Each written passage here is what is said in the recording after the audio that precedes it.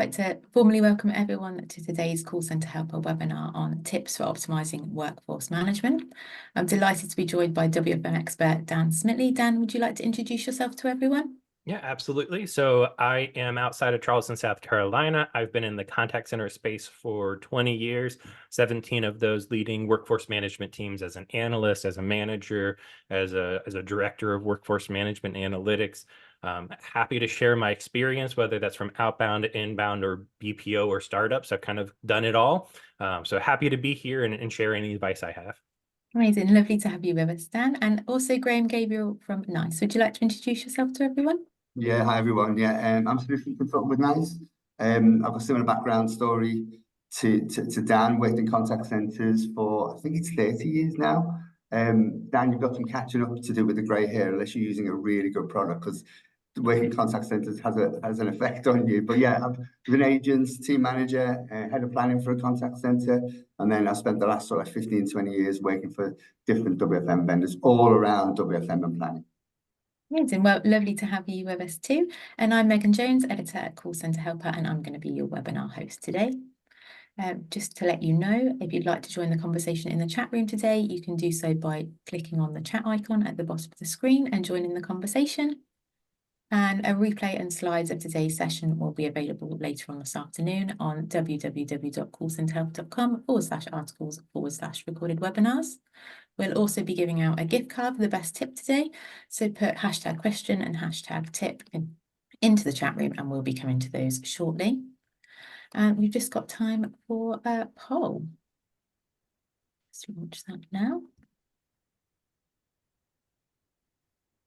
Okay, so how would you describe your WFM team? The RTA police, analytical nerds, core of our company strategy, or WFM who? What are you expecting to see on this one, Dan? I'm surprised. As I'm watching, I honestly expected analytical nerds to be much higher. It's trailing right now. Shocked, pleasantly surprised by how important core to the company strategy is. I feel like I need to understand who's in this audience and how can I work with them. If WFM is core to their strategy, like I need to figure out how they've positioned it because that's amazing. I love that. Amazing. And we'll take a look at the final results. So we've got 13% RTA police, 21% analytical nerds, 39% core of our company strategy, and WFM who from 26% of the audience. Okay, I'll just shut that one down now. Okay, and we'll shortly be coming to Dan's presentation. And we've just got time for another quick poll. And that one's about optimizing your team. So what do you think is the best way to optimize your WFM team? Is that building strong relationships, managing your boss, removing scheduling restrictions, or monitoring for burnout? Again, over to you, Dan. What do you think we're going to see here? I mean, so to be honest, like this is a little bit of a kind of a preview. All of these are inside of my slides, and I honestly wasn't sure where this was going to go. And so it's incredibly insightful for me as I'm thinking about how to adjust my comments and where to go with the slides. I thought maybe something like remove scheduling restrictions because we're thinking about optimizing. We're thinking about how to place people with volume. But that is clearly not the winner. So this is interesting. Okay, I'll just share those results so everyone can see them. So that is 64% said build strong relationships, 23% remove scheduling restrictions, followed by 11% monitor for burnout, and 2% manage your boss. So without further ado, I think it's time for you to share your slide deck, Dan. All right. I will flip. And then... All right. Thank you again so much, guys, for having me. You I just really make your screen a appreciate bit bigger. I think full screen on the slides. Amazing. Yeah. Over Good. to you. Good. Click in there. Too many buttons. You'd think it'd be a little bit more like just single button. Go to press. Anyways, so glad to be here, guys. Thank you so much. Really interesting results, to be honest. So I think what I'm learning from those results is I need to hang out over in the UK and EU more. Like you guys have different answers than what I was expecting. And maybe I need to get a little more international flavoring in my WFM environment. but happy to be here. For me, workforce management centers around 3 core functions. We got forecasting, we've got scheduling, we got real-time monitoring. My hope and what I'm trying to do for my tips and my presentation is give you guys as many bite-sized little nuggets to be able to take away into your environment. So whether you're a large BPO with 10,000 people and a massive WFM team, or an individual contributor WFM manager over a 50-seat call center, I'm trying to make sure that there's something here for everyone. So if some of these seem uninspired and you're like, oh, I know, I do that already, I hopefully will have another tip for you. So we'll go through those 3 core functions. And then I also have a 4th piece around leadership that I think is kind of applicable regardless of where you sit in the organization, but especially important for WFM to be considered. So let's go ahead and jump in, and we have forecasting. So with forecasting, we love our numbers, right? Workforce management's all about the data. To be honest, that's how I fell into workforce management. My wife was pregnant. We had to move. I told my organization, I'm like, I need a different role because I'm having to go somewhere else. And my boss was like, well, like, you're really good with spreadsheets. Maybe you can do this WFM thing. 17 years later, I'm still in WFM, still love spreadsheets, still use it to run my life. And I think that's true of a lot of us. I'm surprised Analytical Nerds was so low in the poll results, but I think for a lot of people, they view WFM as those data spreadsheet jockeys, right? They love their numbers. The challenge with that, and too often, workforce management kind of ignored the importance of building those relationships. I think it's those relationships that give us the context to understand what the data is saying and where it's going. It's one thing to be able to say our AHT is trending up and we're seeing a 10% growth, and this is where it's going to be in 6 months, and that's concerning.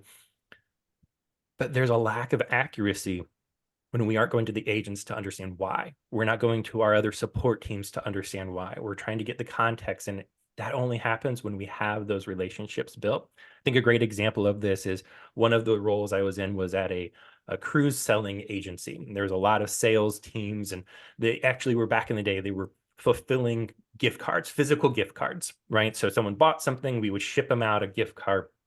And if that team got backed up, we'd start getting increase in service volume. And so we wouldn't know that unless we had that relationship with them, right? We could see service volume blowing up, and unless we went and asked the agents, we wouldn't know why it's blowing up. And in fact, we could have actually gotten ahead of that. We could have predicted it and forecasted service volume is going to be increasing 3% because the fulfillment team is understaffed because they just lost, Graham, and he went to another role and he's not helping the fulfillment team anymore. It's that kind of information that doesn't come from the data, doesn't come from the spreadsheets. It comes from relationships. It comes from communication and collaboration. So when we're thinking about optimizing our team, when we're thinking about increasing how WFM can impact the environment, I think we've got to be thinking about building relationships and being more collaborative, not just with our data, but with people. The other tip I have around forecasting would be that we're forecasting and reviewing everything. WFM, we start a lot of times and just trying to figure out basic workload. How many interactions are we going to have? How long are they going to take? And how many people do we need? And then we get a little more sophisticated. We add in occupancy, we add in shrinkage, we start layering in these other pieces as we understand the environment better. That's great. But too often we still hold ourselves accountable just to basic forecasting of volume and AHT.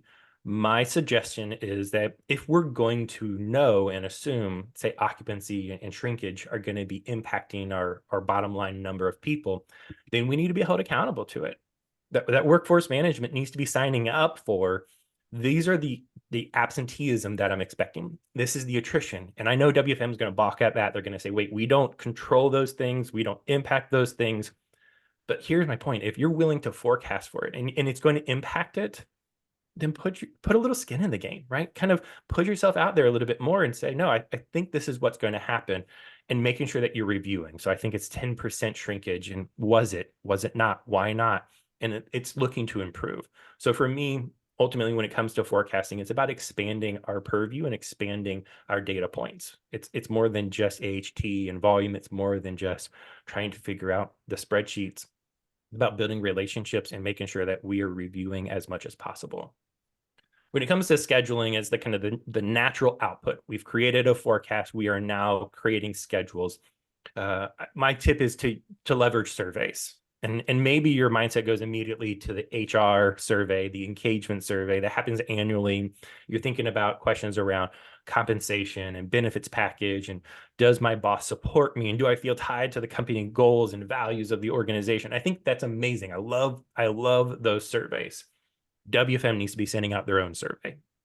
We have a data point called service level that lets us know how well we're doing for our customers, right? We all kind of hold ourselves accountable to say, are we providing an exceptional experience? Are we providing an appropriate experience to our customers? And we use service level. We might use availability or utilization or EBITDA to help us understand, are we providing the business with what they need? Where is our data point to let us know if we're providing the employees with what they need? What does that look like? Where is that? And that is where I think pulse surveys come in. I think pulse surveys, quick, simple, 2-question, 5 questions at most, surveys to our frontline employees that say, how well are we doing? Are we providing the work-life balance that you need to feel fulfilled in your life?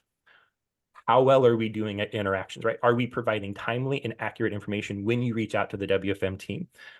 Do you find us to be collaborative? Is the WFM software intuitive? There's so much we can gain here. But the tip isn't just pulse surveys. The tip is pulse surveys this season.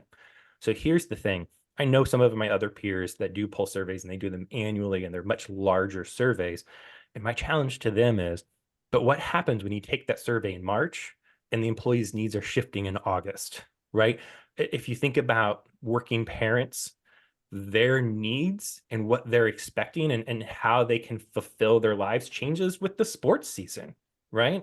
It's not soccer, it's football. I know that. I know my audience, right? But like as the football season changes, the needs of the parents are going to change. When kids are in school versus out of school, the needs are going to change. And so when we're asking and probing to say, what do you need? And is WFM providing that? We need to make sure that we're constantly asking. And if we're not, we need to say, is that okay? Are we comfortable with this? Or do we need to make adjustments? So optimizing workforce management, helping us make a bigger impact. I think it comes around pulse surveys. Then I'm also thinking it's coming around scheduling restrictions. I realize that there's a diverse audience here. We might have union or non-union. We might have differing country labor laws, and there might be restrictions that we just can't get around. I'm not saying do something illegal. Hear me on a recorded line. I'm not telling you to do scheduling practices that are illegal. But what I am saying is, what if you have a conversation? Can you open it up to the agents to say, what can we do? What would your dream schedule be? And Megan, you made a great point earlier, and in the conversation around maybe that could create too many options. Maybe that can create a headache for WFM. What we're not saying is, tell us what your dream schedule is and we'll give it to you. What we're saying is, what is your dream schedule and how can that align to the business need? How can we execute that from an administration? It's a balance. But I think too often WFM doesn't even ask the question because there's an assumption of everyone wants Monday through Friday. Everyone wants, 8 to 5, and there's no variation. We've oversimplified our agent population when we think about that, and we strip out the fact that we have divorced parents that don't see their kids during the week. They only get them on the weekends, or vice versa, right? Maybe they want to work on the weekend because their kids aren't around and work is a welcome distraction. There could be a really great reason for their work-life balance to be Friday through Monday with 4 10s. So open up that conversation, see what's happening. And for me, really the tip around scheduling is ask and listen. Don't assume. Figure out how you can help provide a better work-life balance for the employees. So we've done forecasting, we've done scheduling. I'm about halfway through, pacing well. I'm good. Megan doesn't have to worry. But the next piece is real-time monitoring. So real-time monitoring, RTA, at least on the state side, so much of this practice is monitoring for ACW, for AUX, for out of adherence, right? And I'm assuming that's true over in the UK as well, which is this dashboard. We create these dashboards that say, if this threshold is met, send an alert, send a notification, and then reach out to the agent. And normally that reach out is something along the lines of, Graham, you have been in AUX too long. get back to take a call. And maybe we're not that mean. Maybe we're a little bit nicer because we know Graham. They'd be like, Graham, you're doing it again. Get out of Ox and get back to the calls. I know you. But what if instead of approaching them with assumptions, what if instead of approaching them with this knowledge that we have, that they're just avoiding work, that they're lazy, that they don't want to take the next call, what if we approach it with a way of saying, how can I help? So I can go to Graham and say, hey, man, I see you're in Ox again. It's like the 5th time today. Are you good? Like, what's going on? Can I help? Can I connect you with a supervisor that might be able to provide some information? Because it seems like maybe you're struggling today. And from my perspective, and this goes back to kind of the well-being question that you asked earlier, Megan, for me, I just imagine how is that going to change the engagement of the employee? That when RTA, the RTA police, 13% of you said WFM is the RTA police. What if RTA shifted from being the police of saying, stop doing that, and instead said, how can I help? And even how we create and set up our dashboards. I'm so curious as to how that could look different. All of our dashboards, probably all, maybe there's a person on here that's the exception, but basically all of our dashboards are set up for notifications when people are doing something we don't want them to do. Aux too long, ACW too long. They're in a state that wasn't scheduled, and we have notifications to catch them doing what we don't want them to do. What if we set up alerts to catch them doing what we want them to do? Why don't we have the good dashboard? The ones that are highlighting every time Megan kills it. She has been in at schedule adherence 95% of the day for the 5th hour. Why do I not know that? And why am I not reaching out to Megan to say thank you? Like, I just want you to know I see you, I appreciate you, and what you are doing is helping so much. The fact that you are adhering to your schedule means these other agents aren't getting overwhelmed. It means that our customers are being taken care of. Thanks for being so dependable. What could happen when we shift RTA from being this stick, this police that we berate people with, we belittle people with, or even in the best case scenario, we just catch them and ask them and nudge them to go along? What if instead of just nudging them towards a behavior change, what if we encouraged it? What if we encouraged it publicly to say, Megan is killing it. She is at 95% for the 5th hour in a row. Amazing. I just think RTA could have such a bigger impact. I think WFM can have such a bigger impact on the employee lives, on the business needs, when we're changing what we do with RTA from simply being catching someone doing something bad. This last one around monitoring for burnout, I'm hearing whispers of this. I'm seeing a couple of vendors. Graham, I don't know if NICE is doing this now. I apologize if so, let me know. I'm very curious, but like, I'm curious as to how RTA can be monitoring for burnout. We're catching people doing good. Let's say, again, Megan, your adherence is amazing and you're taking so many calls. There also is a little bit of like, Megan, you're doing so good. Can you keep this up? Like, is this pace sustainable? Or in our reporting, we can say this person's productivity is so high that it's redlining, that we're concerned that maybe they're going to burn themselves out. I have a buddy of mine that's talking about this around agent effort and how can be monitoring real time for agent effort and how close people are getting to burnout real time. I don't know if an RTA team is here yet. If you are, let me know. If you have software that's monitoring for real-time burnout, let me know. But I think this is aspirational to some extent. Where we can get to is having a positive impact on agents' lives in the moment because we're approaching them with curiosity and care and not coming them with hard numbers and correction. I just, the topic is optimizing WFM, and I think this is the most optimized WFM team, approaching people with kindness and care. And then the last piece, leadership. So again, even if you're an individual contributor, you're just an analyst, you've only been in WFM for a little bit, I think some of this still applies to you.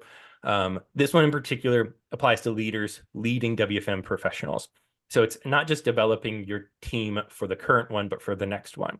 So I think a lot of times we are looking at an analyst, say a forecast analyst, and we're helping them increase the accuracy of their spreadsheet. We're helping them think through the numbers better.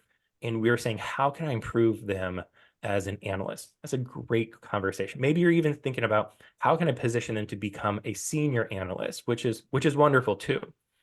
But what if that analyst wants to move over into business intelligence? What if that analyst actually has a passion for marketing and wants to eventually move over into like SEO and analysis? I think that's still your job. I think as the leader, it's still your job to help prepare your team for the next role, even when it's not inside of your environment. For me, optimizing WFM means increasing our influence. It means getting a seat at the table. It means having a bigger impact on the organization. And we will absolutely be added to the table and asked to participate when leaders see us as developers, as putting the organizational needs and the people needs above our own team's needs.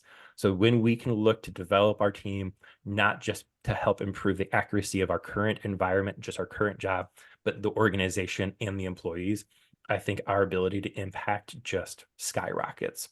The manage your team and your boss. This one was on the poll and it had the least amount of answers. So I would encourage you all to consider managing your boss. What that means to me, at least, is understanding who they are, how they operate, and how they get energy. If, let's say, I'll say it this way, I'll put myself in the hot seat.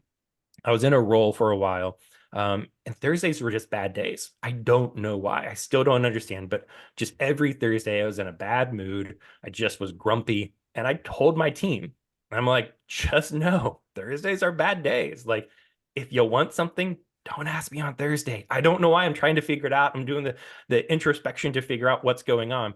But I was telling them, don't come to me on Thursdays because they're just bad. That's what managing up also looks like, is knowing and owning that your boss is having a bad Thursday, and that is not the time to ask them. And it's awareness of, my boss is really good at execution, but horrible about ideation.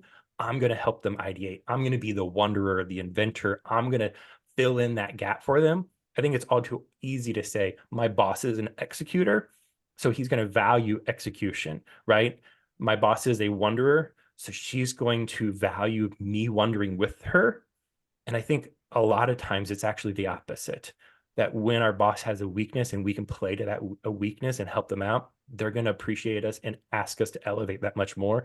But it's about understanding who your boss is and how you can fill some of those gaps. And then the last piece, whether you're an individual contributor or a manager or whoever you are, that you are leading by example. I get frustrated with bosses who tout employee well-being, work-life balance, and say, take all the time you need. Oh, I want you to have a vacation. And they haven't taken a vacation for 6 weeks. Or 6 years, I should say. 6 weeks would be nice, but 6 years they haven't taken a vacation. They say, I don't expect you to work crazy hours. And then they email their team at 6 a.m., 6 p.m., and midnight. And people are like, when are they sleeping? I don't understand. We are leading by example, even when we don't want to. And so when we're saying, don't take time off, don't work crazy hours, but we're doing it, that's what they're going to see as what is successful and how you can get ahead.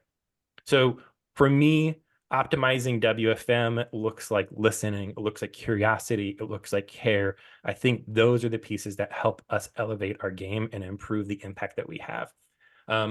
You can find me on LinkedIn. I post Monday through Friday about WFM contact centers, and every Friday I post a Will Ferrell GIF.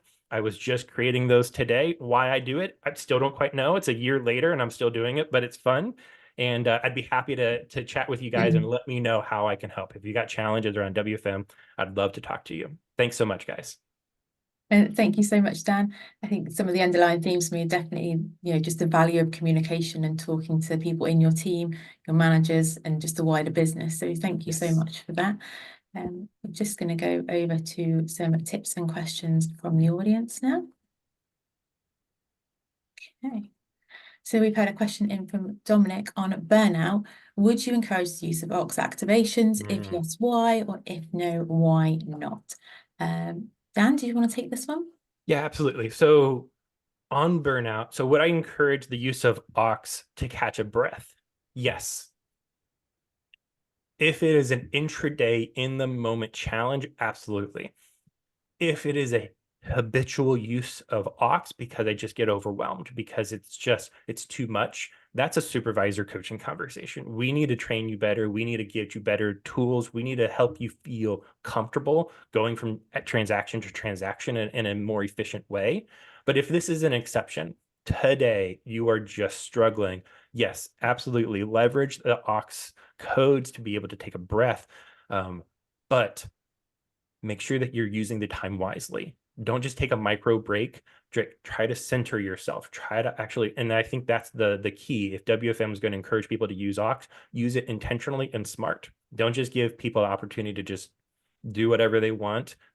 Use it strategically. Thanks, Dan. Great question, Dominic. Eric's asked another question. What are the best tips for operating multinational WFM with teams on different CRMs and with no WFM software? One for you, Graham. Oh, thanks for that one. That's the hospital pass.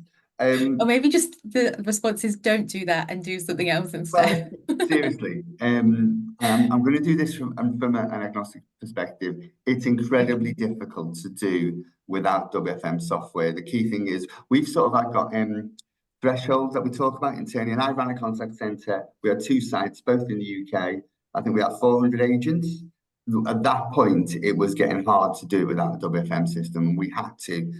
You'll find that the beauty of WFM solutions, I'm trying to do this without sounding like selling, is it's really easy to measure return on investment. So what you spend, you will gain back in efficiencies and automation. So if you're at the point where you've got a multinational WFM with different CRMs with no WFM software, my advice tip would be start looking in the market and see if you can find something that suits you and helps you, because there's nothing wrong with that.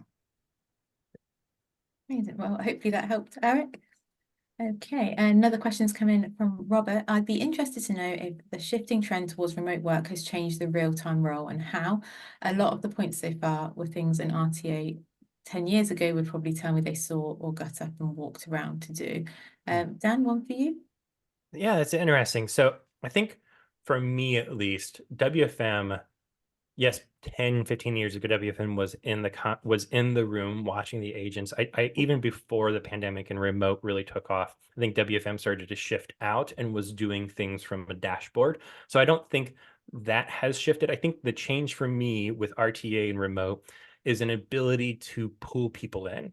So if RTA realizes we're struggling, we're going to be continuing to struggle, what are the behaviors I can go after, or what can I do to help impact this? I can reach out to agents that work from home, and they might be able to give me 1 hour or 2 hours of help. I see that having a positive impact, where when we were in the call center, no one was coming in for an hour and then leaving. So I think remote does help RTA, and they're able to make intraday adjustments to either increase or decrease staffing a lot more dynamically. Brilliant. And do you have anything to add to that one, Graham? Yeah, it does make a really, really good point. If you just from a technology perspective, there are technologies out there, and we provide one which can proactively and automatically push out notifications to agents on our app and to tell them, we've got extra hours available and you're able to jump on. So what we've also found is the nature of agents as well. They seem to be taking a lot more responsibility. So the new bit, some agents that I know, we were talking about this the other day, have been working in contact centers for 2 years and actually never worked inside a contact center. So they're completely attuned to the remote nature of how it works. We also team leaders playing a role as well. Brilliant. I think we've just got some quick tips to go through.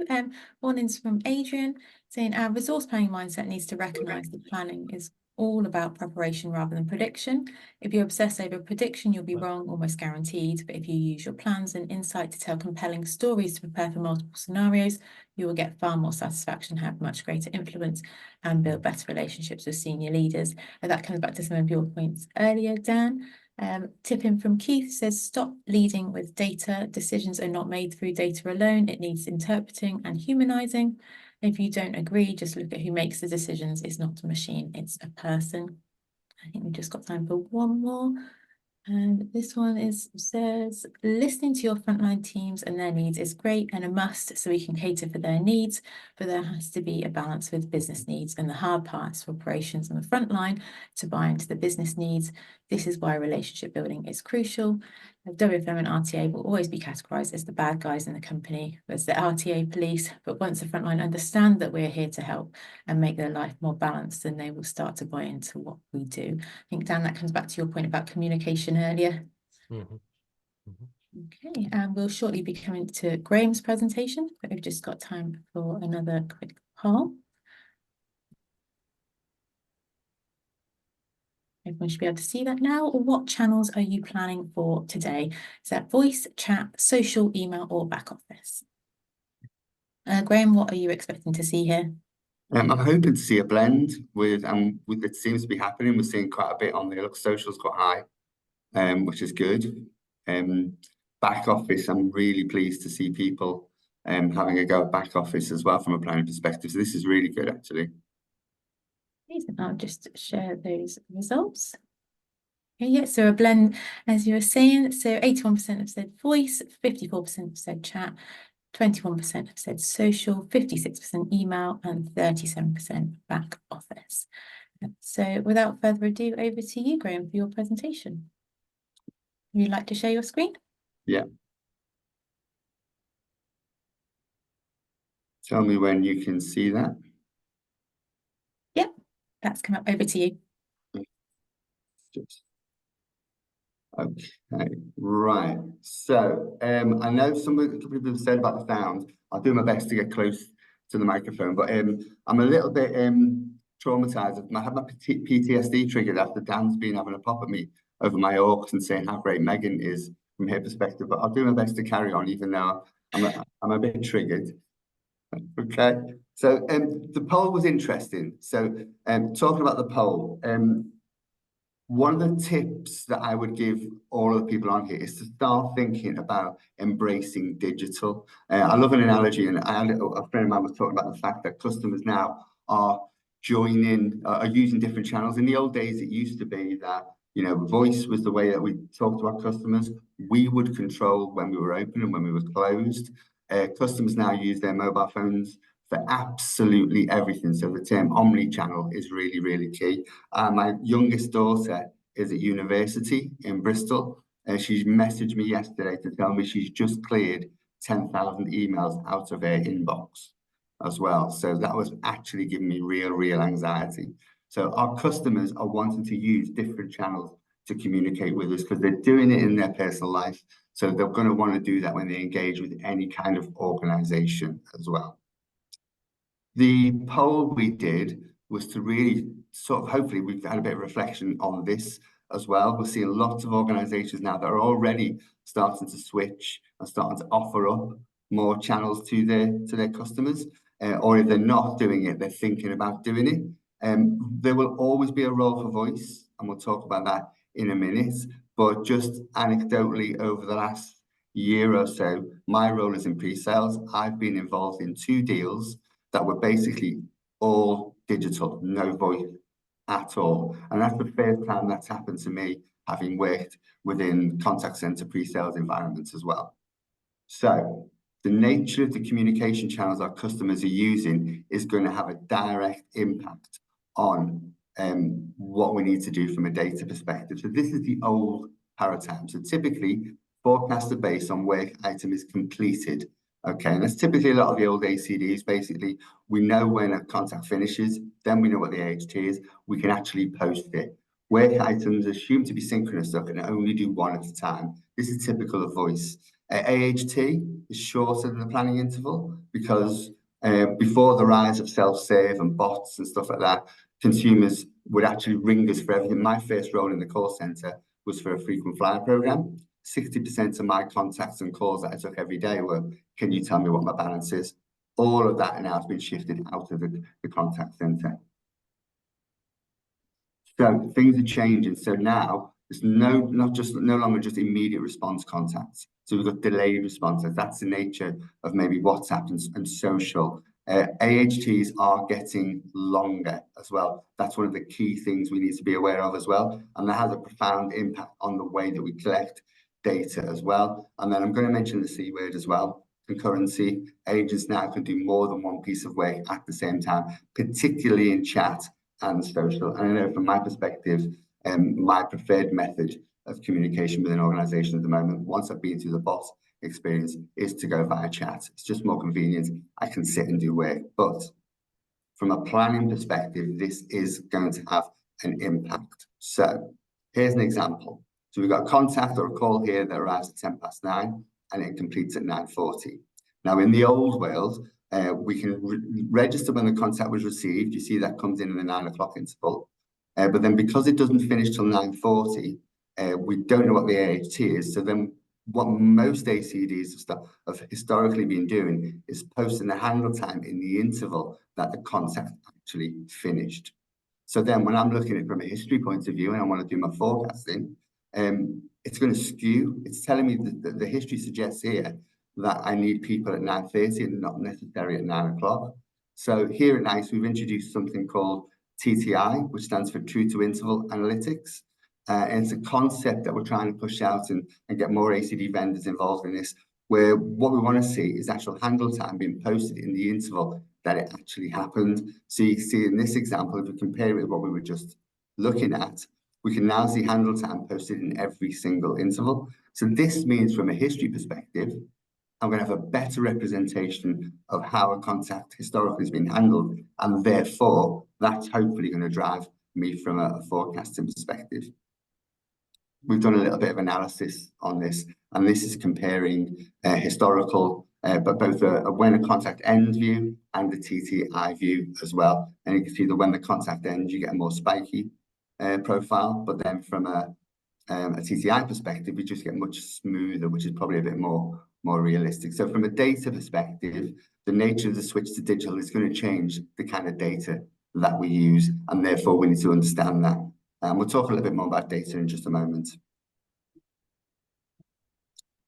I wanted to touch a little bit from a tip perspective about understanding what KPIs we're looking at. And I don't know if anybody's used the term of objectives and key results, which is a different way of thinking about KPIs.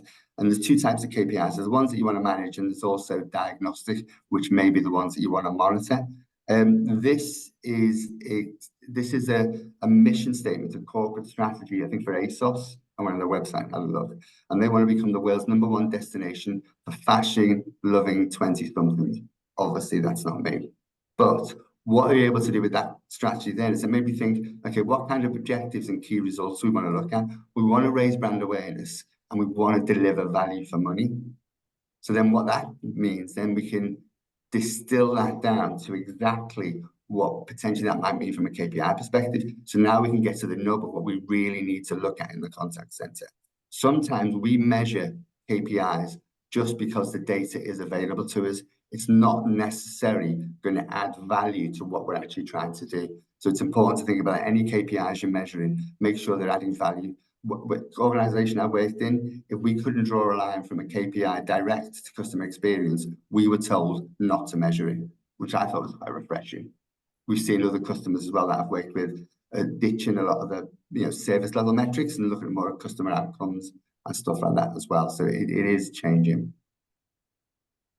Now, data, if you're going to measure KPIs, you need to understand your data. It was interesting, that question that came up from Keith about leading with data. I think the key thing here is to understand the data that you've got. Correlation doesn't necessarily mean causation. Now, there's a really good website that I use. It gives me a laugh every now and then. It's called Spurious Correlations. And this is the best example I could find on there. So basically, the number of people who drowned by falling into a pool directly correlates with Nicolas Cage films that he's appeared in. Now, I've seen Honeymoon in Vegas. It wasn't bad enough to make me want to jump into a swimming pool. But it's that understanding that just because of the correlation, it does not mean the two things are linked. And sometimes what you find is when people look at data, they will go looking at the data, trying to prove an assumption they already have. You need to look at data objectively and draw a conclusion from the data that you see, and also understand how it affects others as well. a less dark example of this could be this, for those of you that follow, and again for the Americans, I know this is soccer, but we'll call it football. We'll keep it like European centric. This is Pablo Zabaleta, played for Manchester City, and he also played for West Ham. He was a fullback. One game, looking at the stats, and we talk about XG and stuff in football, he completed 9 sprints, the most of any player on the pitch. And from an objective point of view, you think, oh, that's amazing. That's really, really good, because obviously he's getting up and down the line. He's really working hard. But, okay, you add a bit of context to that. And Pablo Zabaleta used to take all the throw-ins. So some of those sprints were him running from one side of the pitch to the other to take a throw-in on the opposite side of the pitch that he was normally in. So adding context to your data helps you understand, and also understand how it impacts other parts. Now, let's use a contact center example. So here at NICE, we've been doing some analysis and looking at different KPIs and how they ripple through and affect other KPIs, what is good and what is bad. And I've just highlighted abandonment rate here. So we can see here when abandonment rate, what is good, we want a low abandonment rate. What that means is our ASA is going to go down, calls abandons are obviously going to go down, calls offered potentially is going to go down, because we're not going to get that chain and repeat. So there's an understanding there. Handle rate and service level goes up. Okay, so taking a KPI in isolation is one thing, but then really doing some sort of research, and my tip here would be to understand your data and understand it from the context of how it affects other data points as well. And if you've not done this in your organization, I think this is quite a valuable tip to actually think about doing.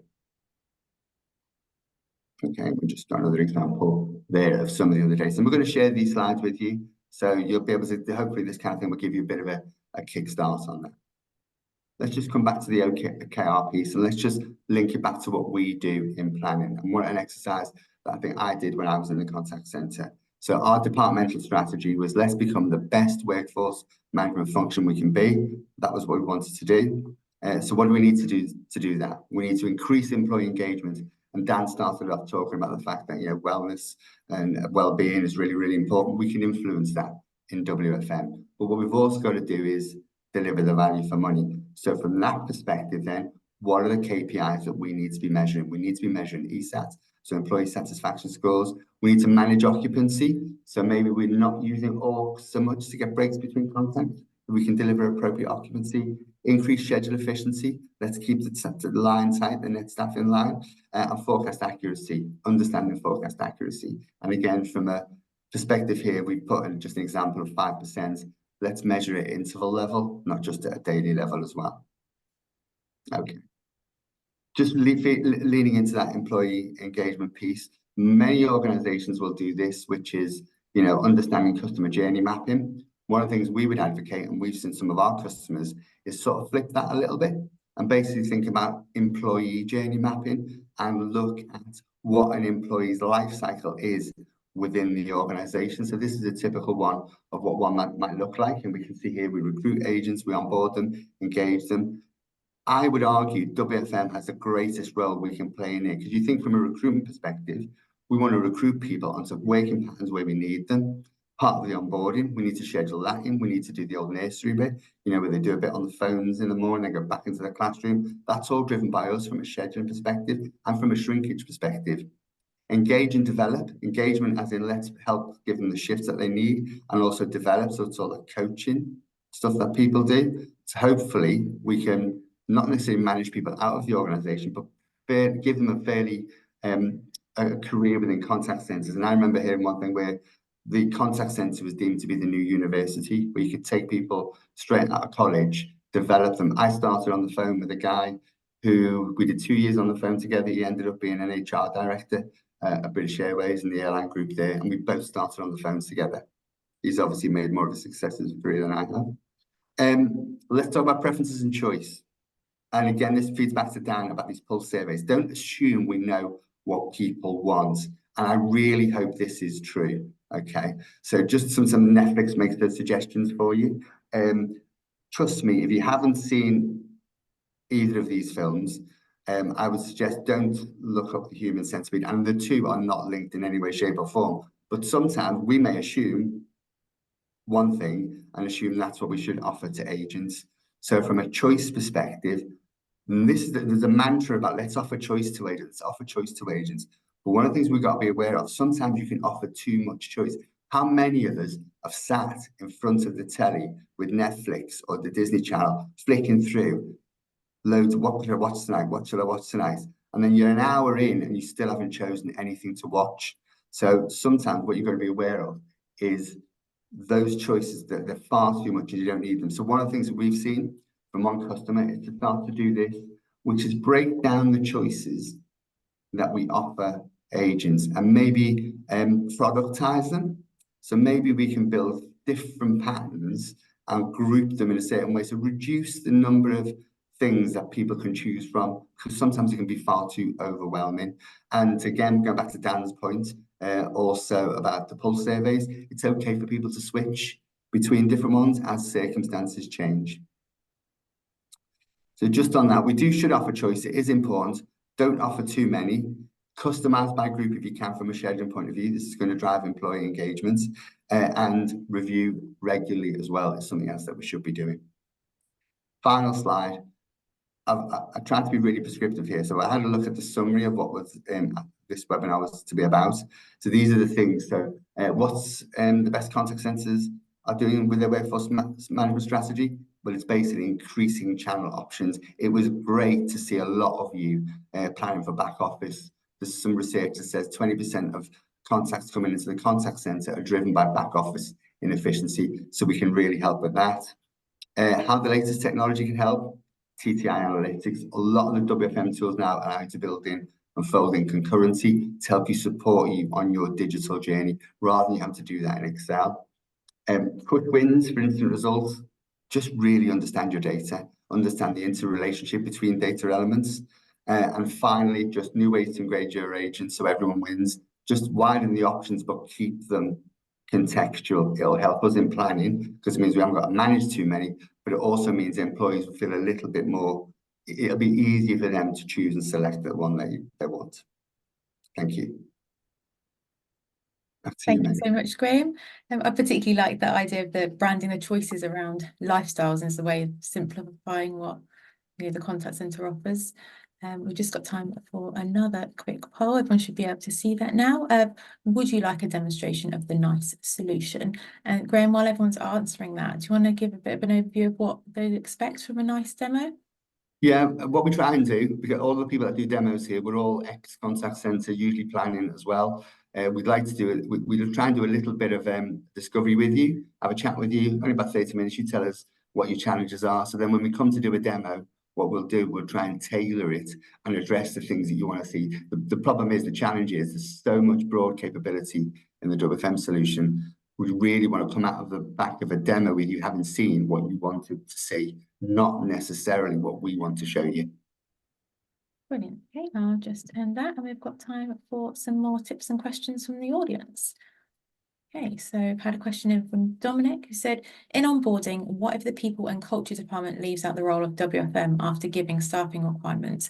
How do you come when the skill set is particularly not adhered to? Dan, you got anything to say on this one? I'm still processing it, to be honest. So the people and culture department leave out the WFM after staffing requirements. How do we come when the skill set is particularly not adhered to? I think for me, it just comes back to understanding why we're being left out.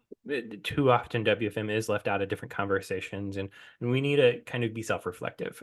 Is it because we're coming with the best practices? Is it because we think we know what's the best and we aren't being collaborative? We're not trying to be open to how we can partner with some of the other departments. So I think that's where I would go with this, is to understand why we're being left out. I don't know, Graham, if you maybe have a different perspective on this one.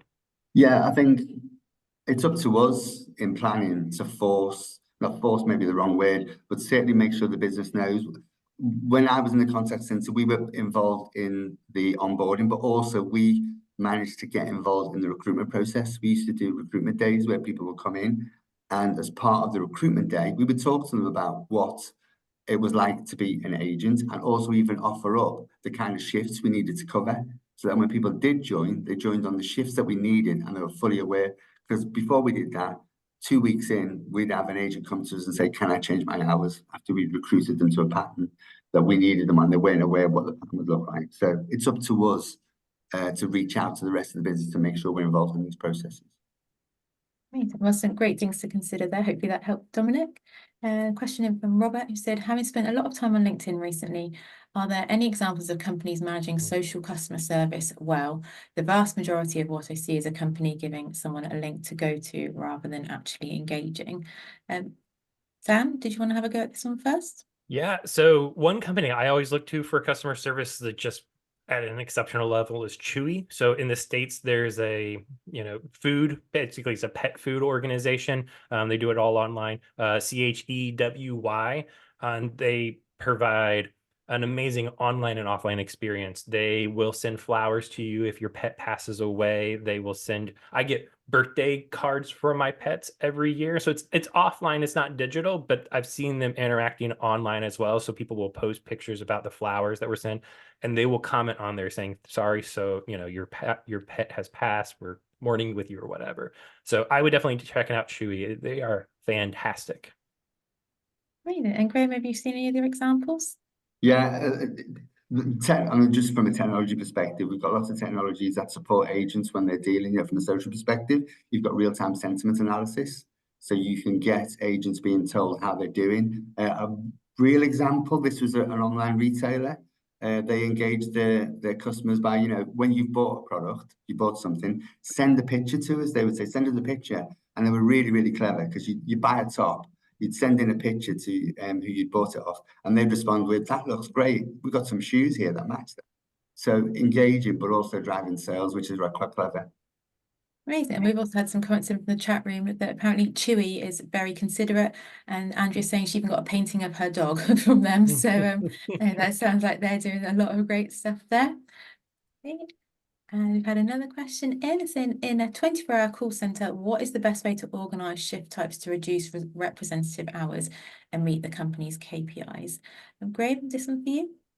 Yeah, well, first and foremost is understanding your demand and how many people you actually need. Also have an acceptance. And some of the things I've seen as well is adjusting your service level goals. So maybe for the wee small hours of the morning, after an 80-20, people might be more prepared to wait a little bit.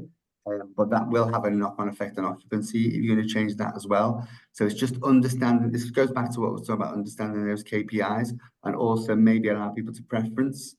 So that you might have, we used to have one girl who always loved doing the late in the contact centre, and that's what she preferred doing, and it absolutely met her needs. You'll have people who want to do nights on there because it just fits in. We've also got a feature called agent availability, where agents can mark availability and then be scheduled around that. And that was a great way for one couple who had a disabled child, and they said they were able to work together by using the availability to sort of mirror each other's shifts, so they could always have cover to look after the child. That's a really nice example. And do you have anything to add there, Dan? Yeah, it's a loaded question, to be honest, right? So what are the company's KPIs? Why do we need to reduce the representative hours? I spoke a little bit about kind of the balancing act, and I think Graham hit on it really nicely. It's like you have to make sure that you aren't just looking at company KPIs, but you're considering the agent needs, the customer needs as well. So start the conversation, right? What's the best way to organize shifts? Start the conversation. Try to figure out what are the different KPIs, what are the pushes and pulls, and realize that you're just going to have to make some compromises along the way. There's no perfect answer, but we at least need to start having that conversation. And Dan, would you say this starts very much at the recruitment process as well, making sure you've got people who know that they're coming to work at a 24-hour call centre? Absolutely.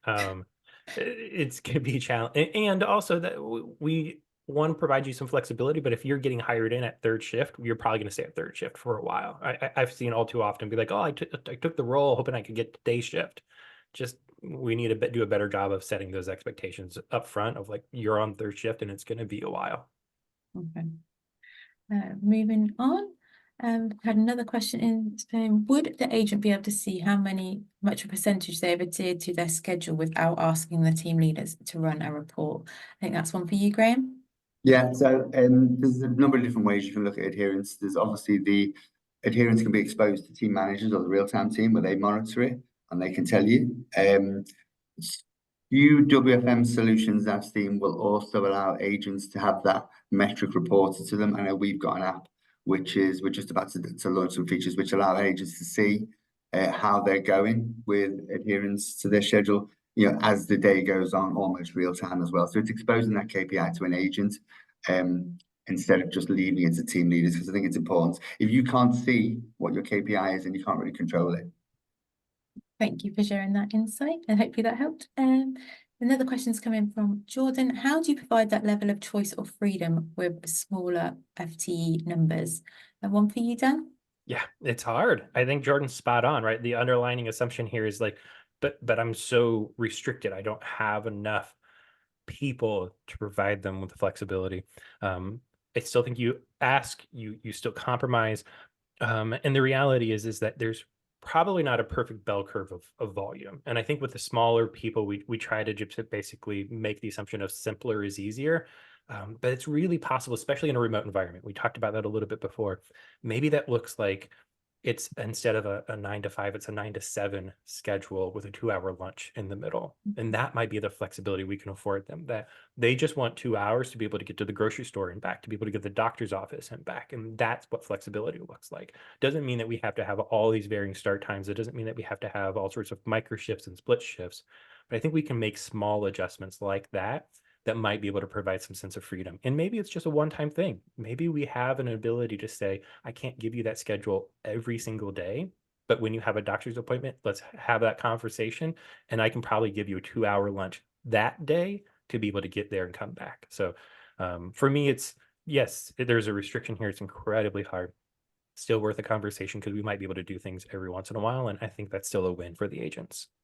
Is it also about just managing expectations as well, that there are things that can't be done in a smaller team necessarily as easily? Absolutely. Absolutely. I think, again, my theme, you hit on it earlier, Megan, is just communication. It's just setting those expectations and making sure that we're all on the same page. Fab. And do you have anything to add to that one, Graham? Yeah, I just sort of echo what Dan said. I think economies of scale plays a role here. So what we tend to find is larger contact centers can do more flexibility up front. Smaller contact centers, there's probably a greater reliance on the intraday team to be flexible. And I think culture will play a massive role in here. In a smaller organization, you can build a culture. And like I said, I like analogies and the odd phrase, of, absence makes your friends work harder. So if you're not around to help and support other people, they're going to actually be working harder because you're not being there. So you can create a culture that is, we're supportive. If you need to take some time off, someone else is going to step in for you. And it's probably more cultural than functional around that.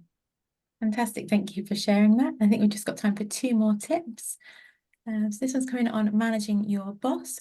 Constant and regular contact with managers is key. You need to talk to and understand your managers and their teams so you can help them and they can help you. We need to point out issues and areas that need improvement, but as was mentioned, we need to call out the good as well if someone has done good too. And another tip is coming from Margot saying, I feel that engagement and wellbeing monitoring is more relevant to managers' tasks, that they would understand better their team and manage people from close that the WFM team aren't aware of it. And RTA would be better to flag it to a manager than reaching out to the agent directly. Dan, do you have any thoughts on this one? Yeah, I think that's it's a fair critique. I completely accept that. I think in different organizations, there'll be different relationships between agents in the WFM environment. I think it's completely appropriate to suggest that they move through the supervisors and managers first. Great call out, Margot. Does that depend on the size of the teams as well? Size of teams and just culture. I think there's plenty of cultures that say we are the ones that are investing in the agents as the managers. So we want to be looped in. We want to have those conversations. I think there's others where WFM and agents are constantly interacting, and there's a lot of information WFM has about the agents, and where it'd be completely appropriate for WFM to say, hey, I get it, and I think you need help here, and this is what we can do, even without the supervisors involved. So I would say size and culture. Okay. And do you have anything to add to that one, Graham? Yeah, no, again, spot on. I think size and culture does have an impact. Technology supporting that. I know we've got one of our customers who have got a concept of something called freedom breaks, where agents can pick and choose when to have a break, and also if they had a particularly bad call. We've even started thinking around, and this isn't live or real yet, where maybe we can take some data from CCAS, look at sentiment analysis, and see if sentiment is dropping off if an agent had a particularly difficult call, and then automatically just schedule a little break after that call for them as well, which I think we're all aware of those kind of cognitive load and cognitive fatigue that agents are going through, and anything we can do to support them. There's nothing more demotivating, and I had this in the contact center, than being working away on the phone and having someone at the front of the room stand up and say, can everyone get in available, please? It's really off-putting if you are unavailable or are talking to a customer. Amazing. Well, I look forward to hearing about that on a future webinar. And that is all we've got time for today. So if in 1 or 2 words, you can put in the chat room, what did you like best about the webinar? I'm also delighted to announce the winning tip is coming from Robert. And he said, the forecast will always be wrong to a degree, accept that fact rather than promote accuracy, although you should always be trying to improve that as well. Then shift your mindset to the forecast being the starting point for how you can help a delivery team prepare. Include them in the process that underpins your forecast, why you selected that forecast, and what that means for what we can do if the hurricane goes north. So well done to you, Robert. Just a reminder that when you leave the webinar today, to please complete the survey. It's only 3 questions long and really helps our webinars to be the best that they can be. And a replay and slides will be available later on this afternoon on the following web address. And you can also register for our next webinar. It's coming up in March on 5 ways to improve your contact centre service levels. And all that's left now is to say a big thank you to our speakers. Thank you so much, Dan, for joining us today. Thank you. This was wonderful, and appreciate the information. And thank you, Graham. Yeah, thanks everyone. Seeing the trend going up, it's going on, it's really good. It's the best I've seen. It's been a fantastic conversation, and thank you and goodbye.